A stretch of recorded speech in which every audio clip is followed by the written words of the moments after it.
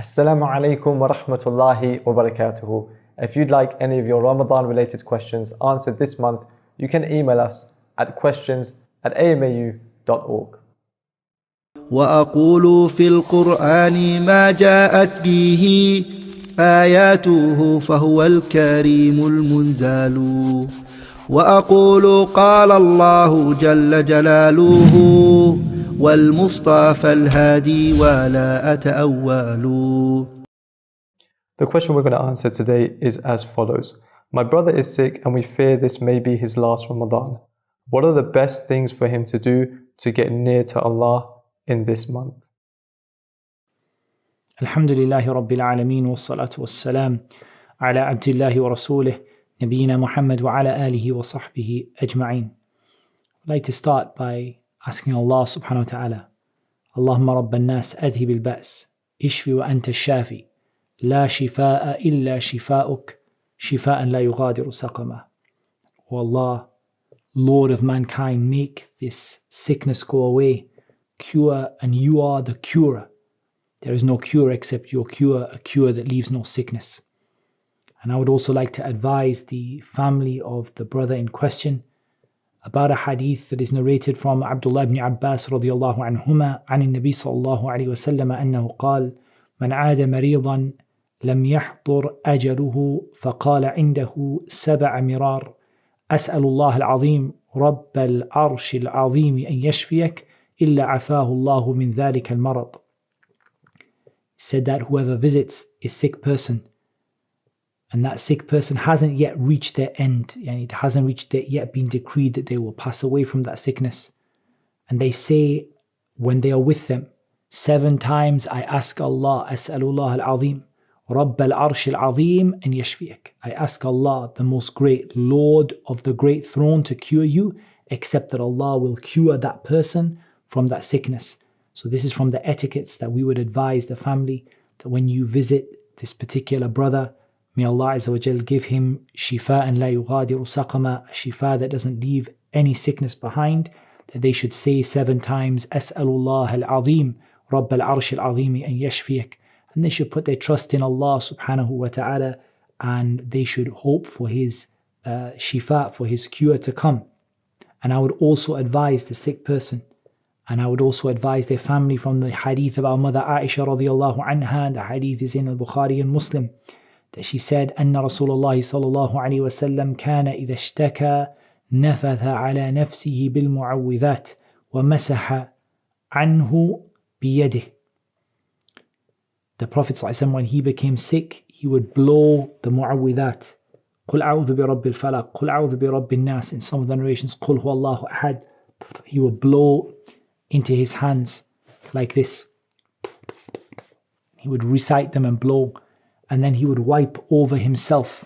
He would wipe over himself, and this is one of the means of seeking a cure through the Quran. So these are all things that we would advise the sick person to do as it relates to their sickness, and for their family to give consideration to.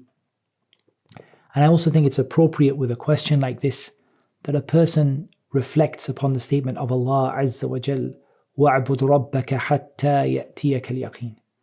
Worship your Lord until that which is certain comes to you. And that which is certain is death. Death is certain to come to me, it's certain to come to you.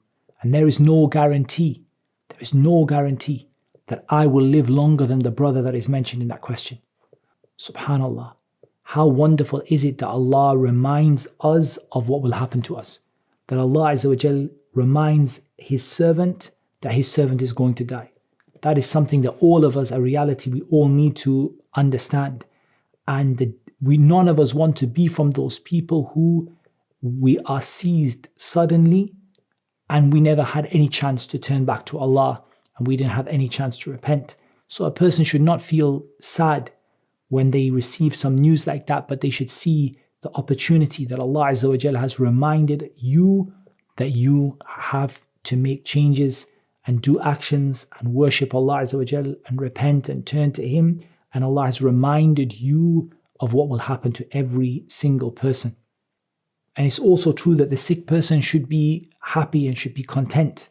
They should be happy and they should be content that if they were regular in worshipping Allah Azza wa Jal before they became sick, then that benefit will continue for them. And that is narrated from a hadith of Abi Musa al-Ashari radiallahu anh.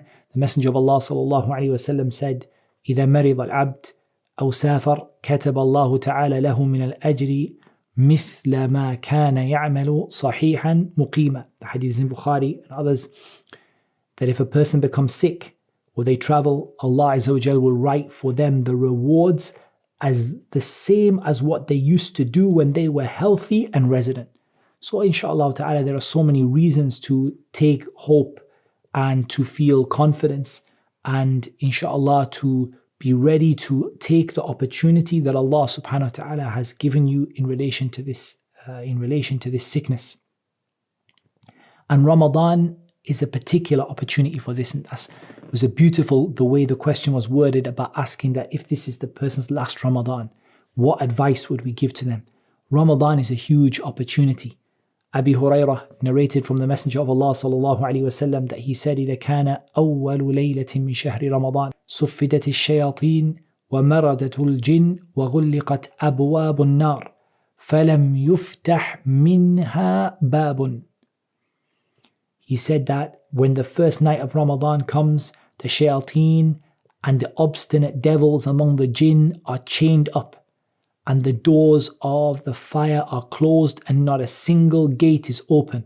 وَفُتِّحَتْ أَبْوَابُ الْجَنَّةِ فَلَمْ يُغْلَقْ مِنْهَا بَابٌ.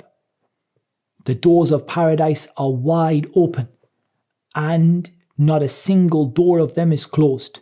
وَيُنَادِي مُنَادٍ. And a caller calls out, يَا بَاغِيَ الْخَيْرِ أَقْبِلْ. O doer of good, come forward. وَيَا بَاغِيَ الشَّرِّ أَقْصِرْ. And O doer of evil, desist. وَلِلَّهِ عُتَقَاءُ مِنَ النَّارِ وَذَلِكَ كُلَّ لَيْلَةٍ. And Allah has people that He frees from the fire, and that is every single night. Look at the opportunities. The doors of paradise are open. The doors of the fire are closed. The shayateen are chained. Every person who wishes good has an opportunity to do good.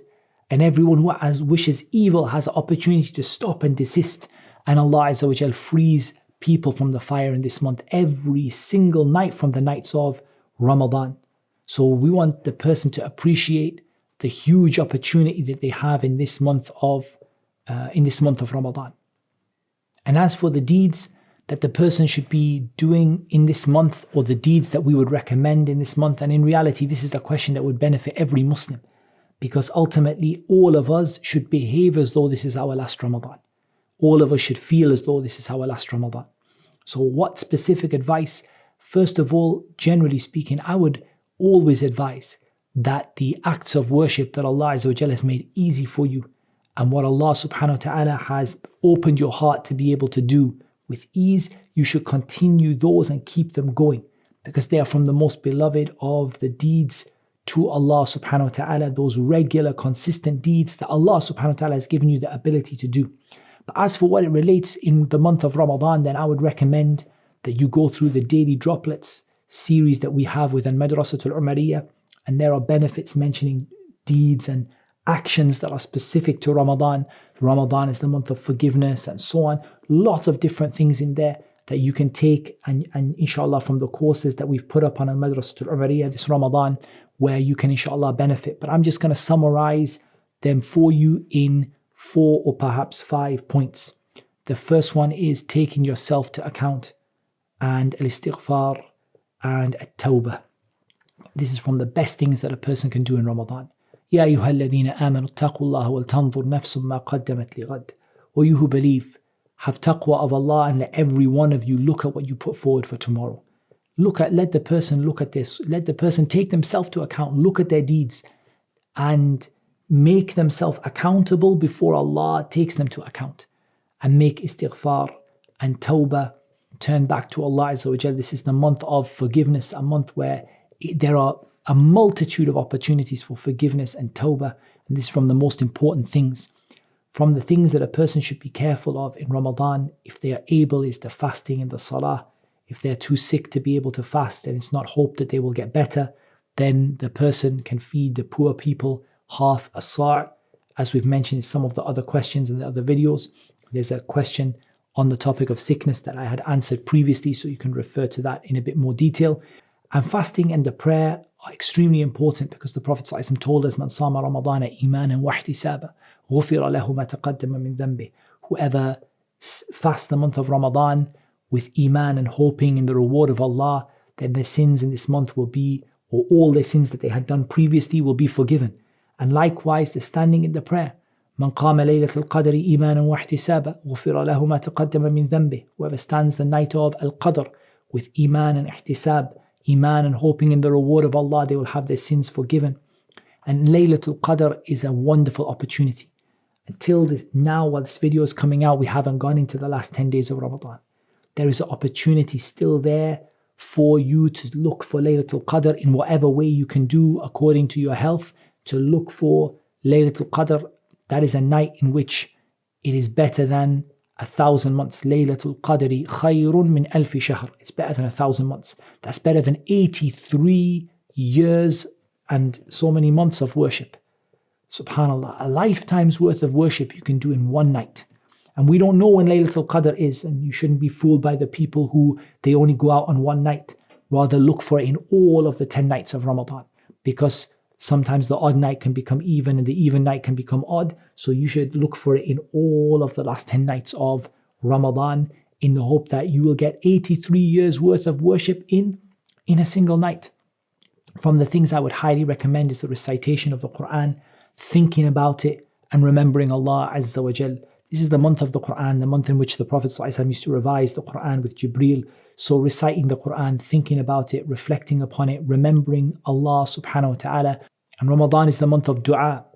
Our mother Aisha radiallahu anha, she narrated that she said to the Prophet sallallahu alaihi wasallam, do you think that if I am successful to stand in the night of Laylatul Qadr, to know which night is Laylatul Qadr, or to be present worshipping Allah during Laylatul Qadr, ma ad'u, what dua should I make? The Prophet sallallahu alaihi wasallam said to her, Quli Allahumma innaka afuun tuhibbul afwa fa'fu anni. O Allah, you are the one who pardons the most, and you love to pardon, so pardon me. And this shows that Ramadan is a month of dua. And likewise, it is a month of as-sadaqah and al-jud wal-karam. And the Prophet ﷺ encouraged that a person feeds the poor, a person gives food to those who are needy, a person helps other people to break their fast. And there are even narrations in this regard with regard to the sick person. Dawu mardakum bis sadaqah. Treat your sick people with sadaqah. So Ramadan is also the month of sadaqah. And I want to conclude with a point that I think many people miss. And it is a really, really important statement from Abdullah ibn Mubarak, rahimahullah ta'ala, the great Imam, that a man came to him and he asked him, he said, لو أن الله أوحى إليك أنك تموت العشية فماذا أنت صانع؟ قال أقوم وأطلب العلم حتى يأتي الممات. A man said to Abdullah ibn Mubarak, if Allah revealed to you that you were going to die in this evening, what would you do? He said, I would get up and go and seek knowledge until the moment that death came to me. And that is why I also believe from the most important things you can do is to seek knowledge. And this advice and this answer is indeed for everyone, because all of us should feel like this might be our last Ramadan. And we ask Allah Azza wa Jal to give this brother complete shifa. And that's what Allah made easy for me to mention, and Allah knows best. Wassalatu wassalam ala nabina Muhammad wa ala alihi wa sahbihi ajma'in.